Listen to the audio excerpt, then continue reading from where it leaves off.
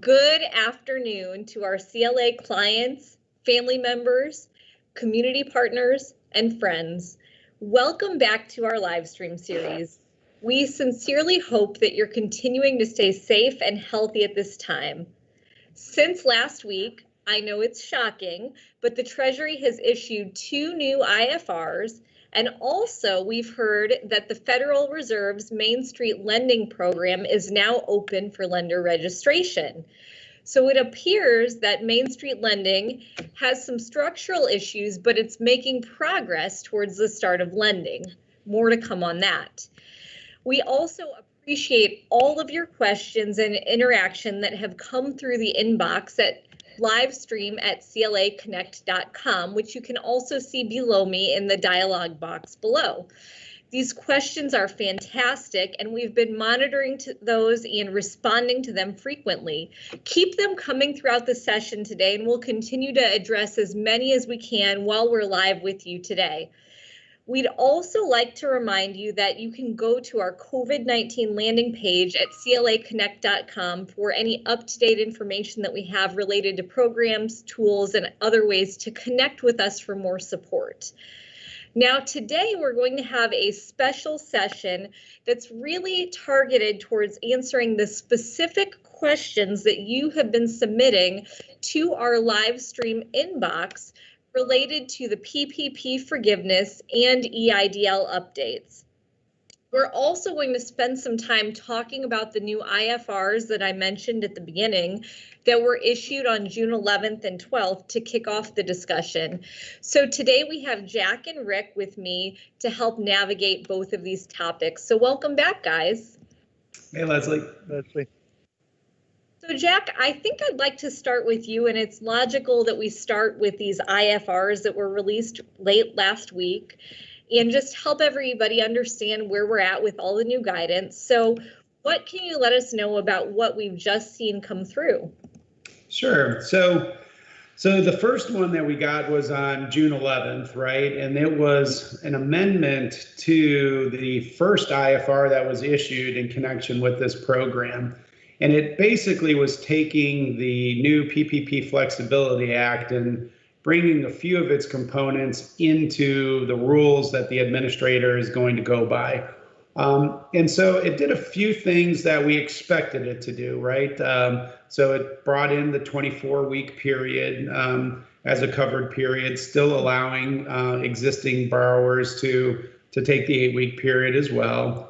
It also brought in the 5-year maturity period for new loans and said that, you know, the old loans could be extended to 5 years, but that would be a borrower and lender decision. And so it did a lot of those expected things.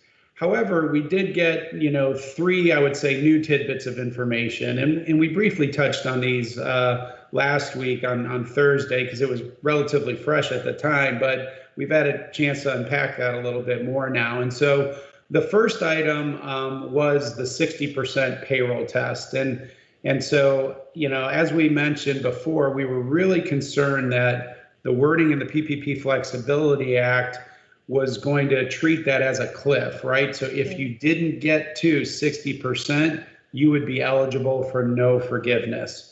And while we had some inclination that that wasn't the intention, that is the way the rule was written.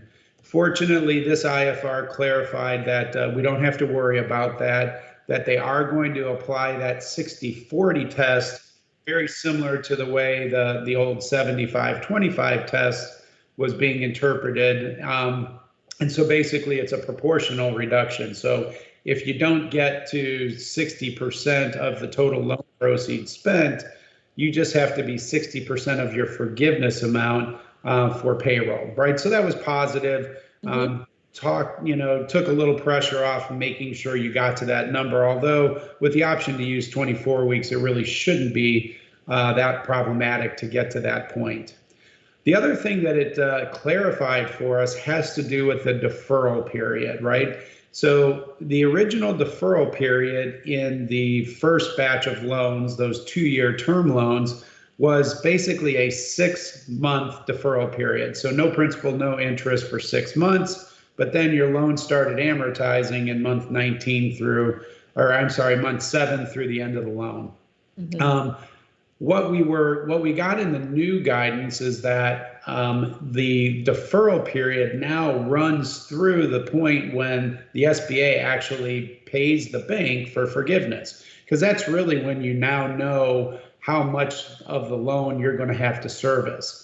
And so the SBA interpreted this to mean that that is retroactive to the CARES Act. So it's an amendment to the CARES Act. And so even though they didn't change the maturity date of the loan, there's still 2 years. Now we've got this elongated deferral period that's out there. And you know, if a borrower asks for forgiveness within 10 months of the end of their covered period, then you get the benefit of this longer period of time. Otherwise, you would have to start servicing the loan after your 10-month period is up. So this has been pretty interesting development, because it will cause most of the banks, if not all the banks, to have to amend their loan agreements, because they all contemplated that 6-month deferral period. So those are two big issues. The third one, which we thought we knew as well, but now is codified in this rule, is that the SBA has to stop doing loan guarantees as of June 30th, right? So that was in the congressional record. We knew that was coming, but it wasn't anywhere in the law. Now it is, at least in the administrative rules through this IFR, that June 30th is the end date. So what that means for folks that still have not submitted applications, you do have a time period that's clicking, right? So realistically, you're going to want to get your application into your bank and make sure that it's complete probably by the 26th or 27th at the latest, because you don't know if there's going to be a glut of applications at the end. And it sounds like that at the end of the day on the 30th, the spigot gets turned off, and if you haven't been approved yet, you're going to be out of luck. So we definitely don't want that to happen for folks who haven't borrowed yet. So those were the big things that were in the IFR that came out on the 11th. Now, there was another IFR, it was a very short one, that came out on the 12th. And that one was specifically in response to the questions that Mnuchin got during the congressional hearings for the Small Business and Entrepreneurship Committee. And specifically, Cory Booker was asking a lot of questions about felons and their inability to access the PPP.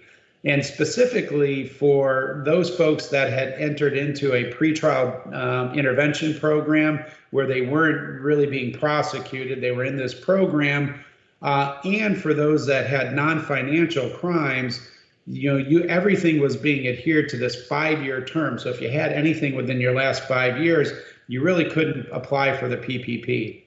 So there was a lot of support from that committee to shorten that duration for non-financial crimes to 1 year, and then also eliminate the folks that went into a pretrial, program, pretrial diversion program.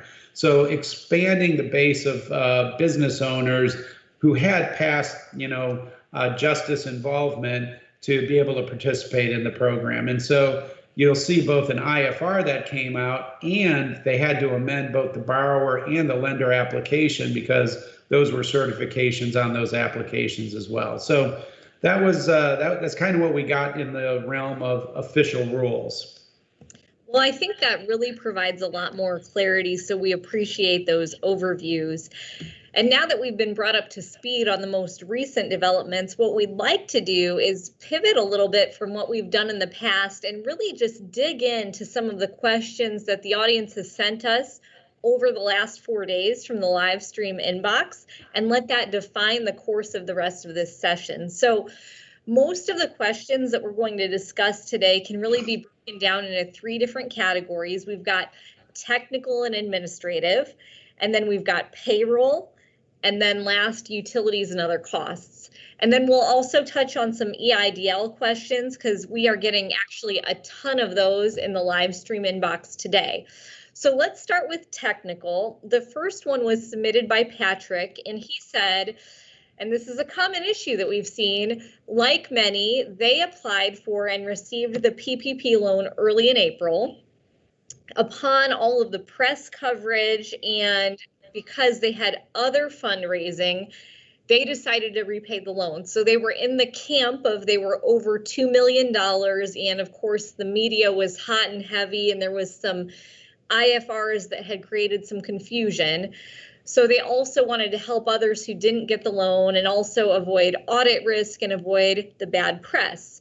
But now there's been a lot of changes, right? I mean, we've gotten new IFRs all the time, and we've gotten an extension of 24 weeks of the term, and they would love to apply again. And so their question is a good one. It's that, are they prohibited to reapply for the PPP loan? So Rick, would you like to take this one on? Yeah, happy to, Leslie. Unfortunately, the answer is yes, they are prohibited. That while the CARES Act itself doesn't explicitly limit PPP loans, the SBA did set a limit for us early on in the program to limit each eligible borrower to one PPP loan. Repaying the loan may have qualified for the safe harbor that the SBA laid out regarding the necessity of the loan. However, it doesn't undo the loan itself, so we're still stuck with that limit of one loan per eligible borrower. Yeah, and that's kind of gone to the whole theme of this, is that rushing to give the loans back wasn't helpful. Rushing to do almost anything in this program hasn't been our friend, right? All right, so the next question is from Mark, and he says, the new PPP has been extended to 24 weeks.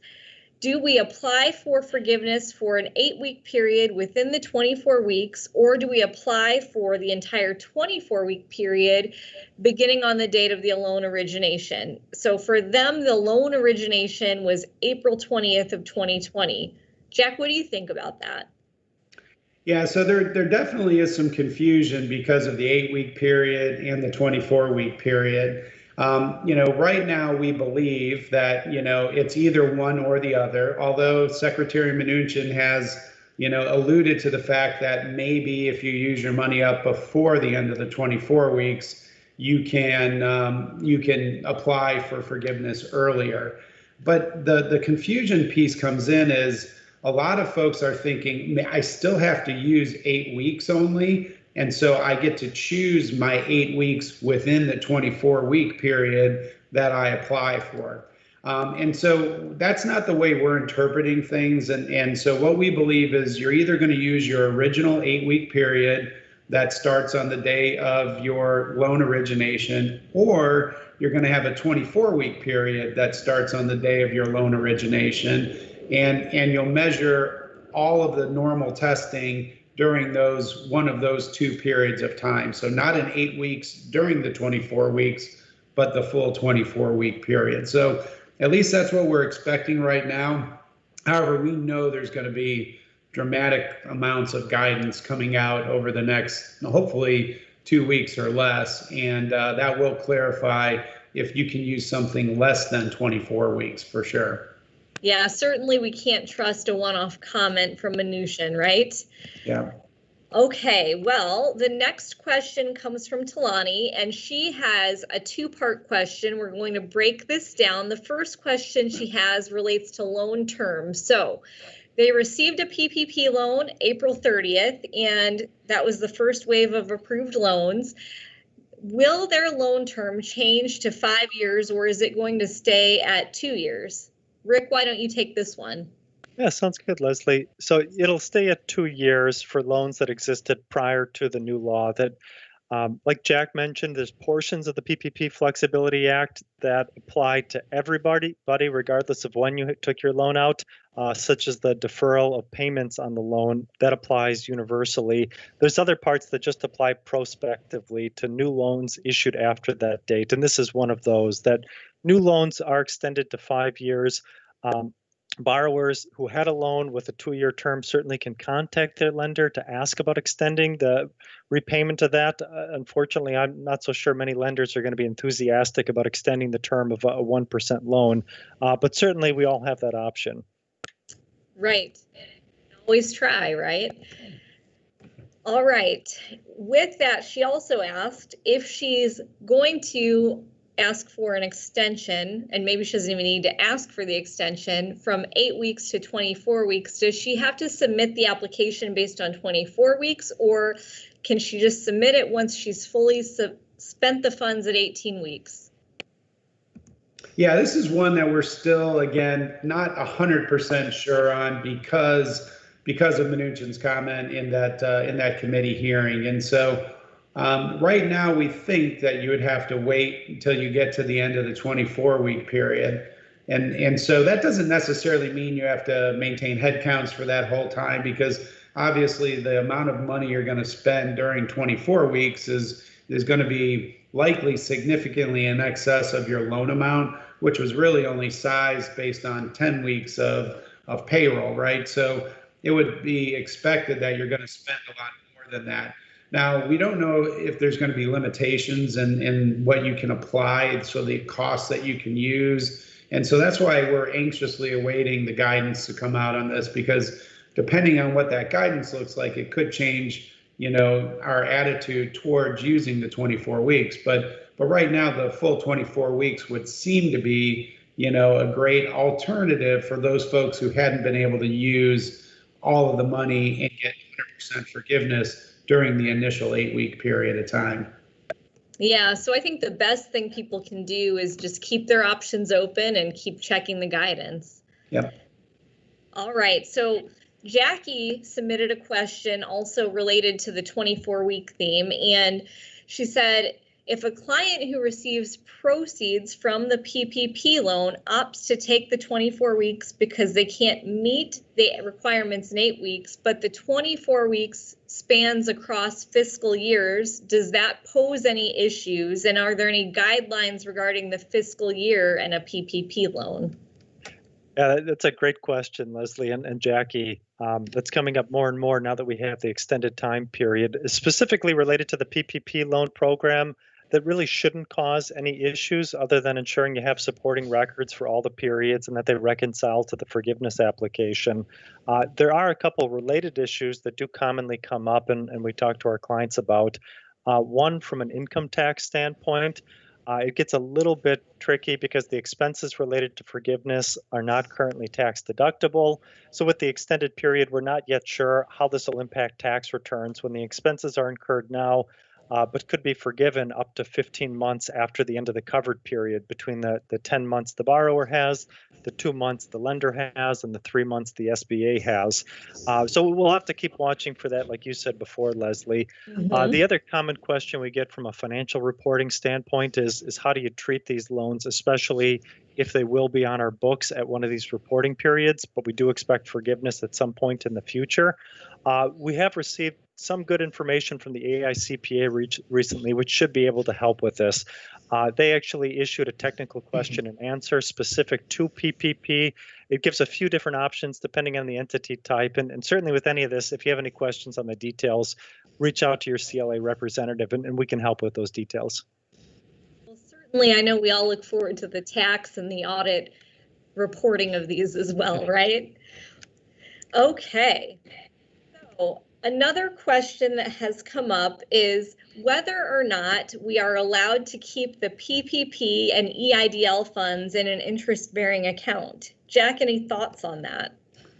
Yeah, while there are some kind of restrictions on certain federal funds when they come in because they're not essentially your funds, and so you would have to return any interest you earn on those, we are not aware that either the EIDL or the PPP have those kinds of restrictions. So in theory, once you receive those funds, you can transfer them into an interest-bearing account and accumulate interest income during that period of time before you use them. There doesn't appear to be anything that would require you to remit that back or use that to, pay other, allowable costs under either program. Great. So really just tracking the use is really what we've seen. Yep. Okay, Rick, I'm going to have you address this one. So we've talked again about this whole 8 weeks versus 24 weeks and something in between. And so is there any reason that someone should not apply for forgiveness as soon as they expend the funds? Are they better served in any way to basically wait that full 10-month period that they have allowed, even if they've used all the funds within 3 months? What are your thoughts on that?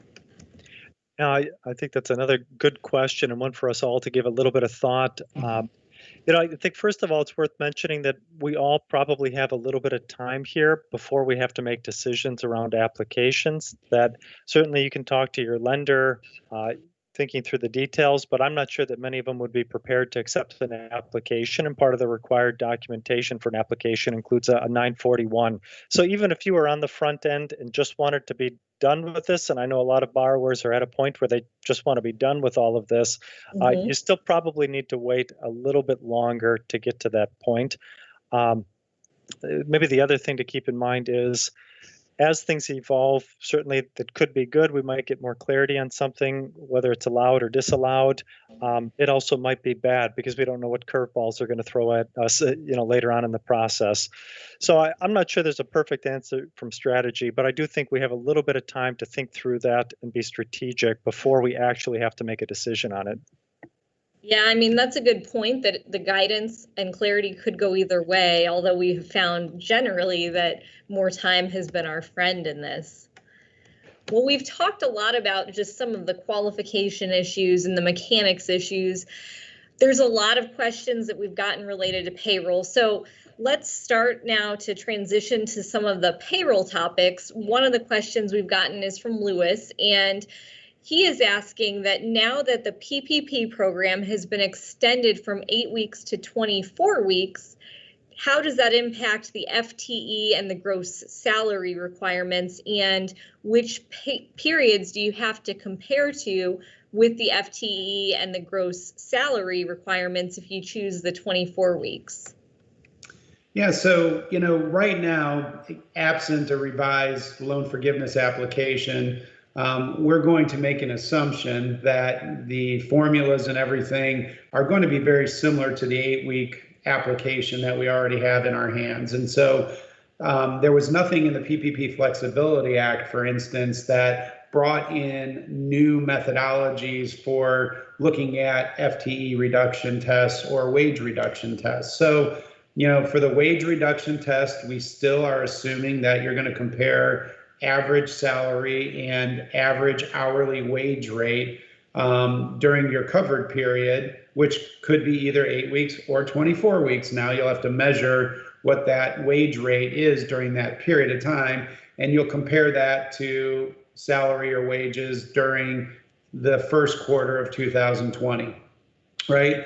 Same thing on the FTEs. You still have those two base periods, right? February 15th, 2019 through June 30th, 2019, and then your January and February 2020. Those two periods are in the CARES Act. They were not touched by the PPP Flexibility Act. So we still think those are the two baseline pre-COVID periods that are going to be in your denominator on your FTE test. And, we know that your FTE test, it'll either be measured by FTEs during the 8-week period or the 24-week period now.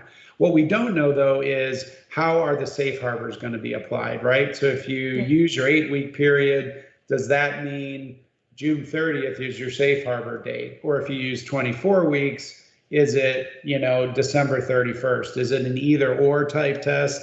And obviously there's some new safe harbors that were introduced in the PPP Flexibility Act that we hope would be available if you use your 8-week period. But again, if one of those is if you can't return to normal operations by 12/31, then you don't have to apply the FTE reduction test. Well, that would say even if you want to use the 8-week period, you would have to wait until 12/31 to be able to rely potentially on that safe harbor. So the safe harbor piece is really the big uncertainty that's out there. The other thing, obviously, is if they change the loan application and the mechanics of that, all bets are off, and everything I just told you is wrong. So, yeah, so we're going to have to wait and see if we want to be totally sure what our strategy should be there. Yeah, for sure. Okay.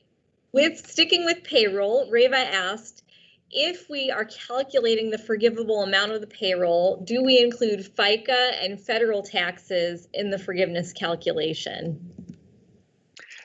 So the employee portion of that would be includable as part of the gross compensation of the employee. You wouldn't separately add those amounts, but you would include them as part of the gross compensation that you're paying to the person. On the other hand, you don't get to include the employer portion of FICA, so that one wouldn't be included, just the compensation piece you're paying to employees. Okay, that's very helpful. Now, Antonio asked a question regarding the ratios. So our ratio used to be that we had to spend 75% of the loan on payroll. Now it's been retroactively 60%. And his question is, he thought this change was optional, not mandatory. So it is an update that applies to everybody. There's no option to avoid it, but that's not really a bad thing. This isn't something that would hurt you by using the 60% instead of the 75. That, as clarified, as Jack mentioned in the recent IFR, these limits are effectively caps on non-payroll, is maybe an easier way of thinking about it. Previously, the cap for non-payroll was 25% of the forgiveness amount. Now the cap for non-payroll is 40% of the forgiveness amount. So that gives you a little bit of additional flexibility. It's totally fine if a borrower spends less than 40% of forgiveness amount on non-payroll. That doesn't hurt you at all. It just is a cap instead. Yeah, so this is only a good guy, which I think is good news. Mm-hmm. All right.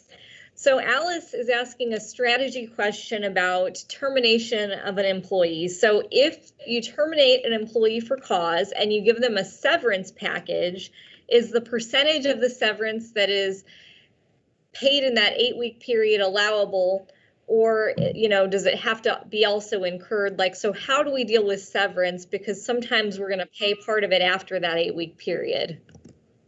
Yeah, that's a great question, and we believe we have a decent answer on this one because severance is one of the things that specifically is mentioned as one of the types of costs that are includable in the payroll costs.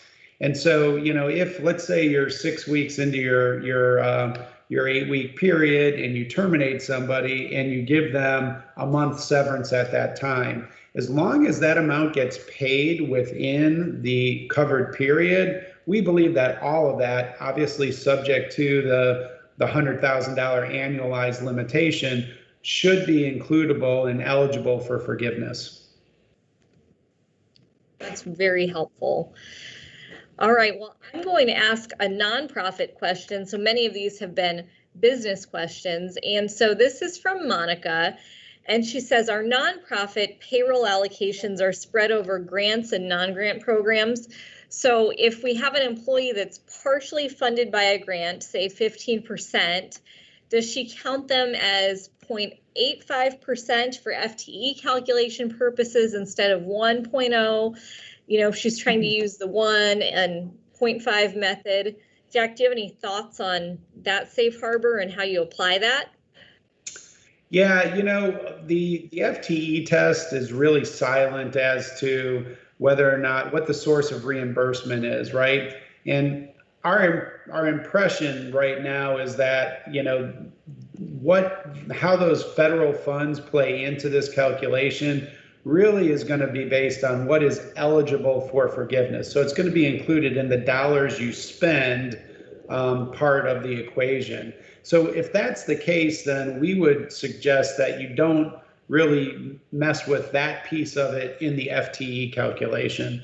Now, we don't know this for sure, but in theory, if you applied it consistently, both within the covered period and the pre-COVID period, you really shouldn't see much of a difference. And if you do that way, at least you're going to tie back to payroll reports for your FTEs. And so, because if you think about it, there would be an opportunity to potentially manipulate those numbers if you used different allocation methods during the covered period, for instance, than you did during the pre-COVID period.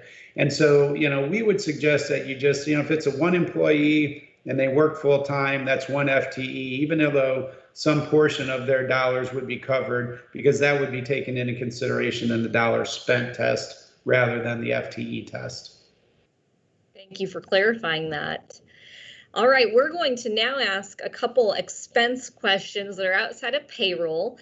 This one's from Cindy, and she asks whether we can clarify what are allowable transportation costs, along with whether or not cell phones are covered. So Rick, I would love your insight on that.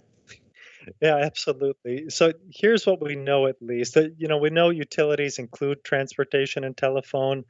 We also know that a borrower needs to have had a service agreement in place for utilities prior to 2/15 of this year.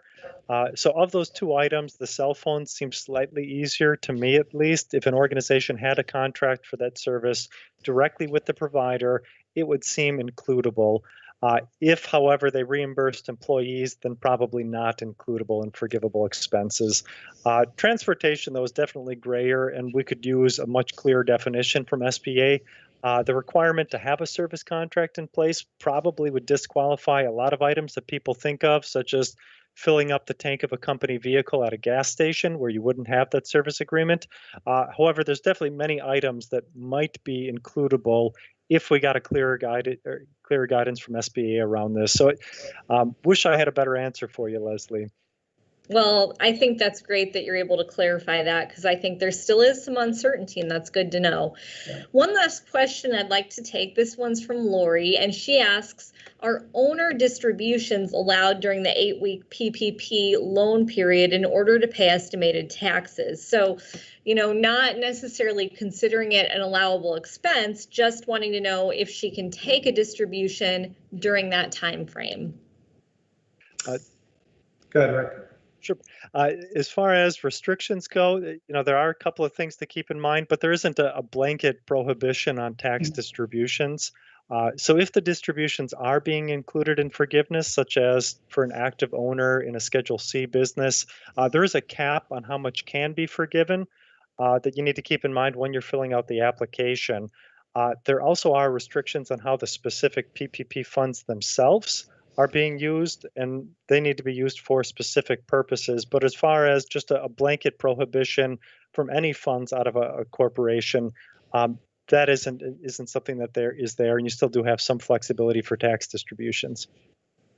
But Leslie, it would be worth noting there that, in that case, we do have those kind of restrictions on the EIDL program. That's yes. Probably where we get that question more often. And, as we've discussed before, and Sam shared with us that there are restrictions on owner distributions with the EIDL program. So that's where you more commonly are running into those restrictions than the PPP. Yeah.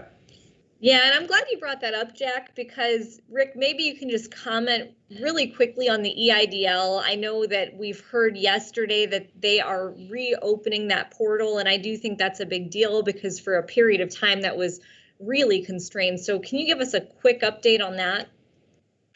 Yeah, absolutely. So that is good news. It's something that we were expecting from some of the comments that were made recently about working through the backlog. But as real quick background, this program got completely overwhelmed when it really opened up as COVID got going in the country here. They got completely backlogged on applications, shut it down a couple of months ago, except for agricultural businesses had still been able to apply because they were excluded from the original program. But now SBA has worked their way through, it seems like most of the backlog, if not all of the backlog, and they reopened the portal for applications for both the advance and the loans themselves yesterday.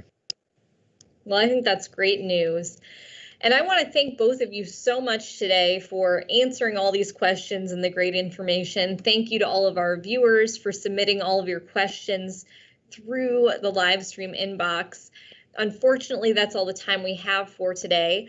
So we'd like to remind all of you to continue to visit our COVID-19 landing page at claconnect.com for more information on PPP forgiveness as well as other hot topics. And also feel free to take a minute to subscribe to our emails so that we can continue to share all of this good up-to-date information with you as more developments in IFRs come out. And we also have great information on the forgiveness tool as that continues to evolve as well that we'd love to keep you informed of. Please continue to send us your questions, and we look forward to seeing you again this week, Thursday, with more information. Until then, we hope you have a safe and wonderful week.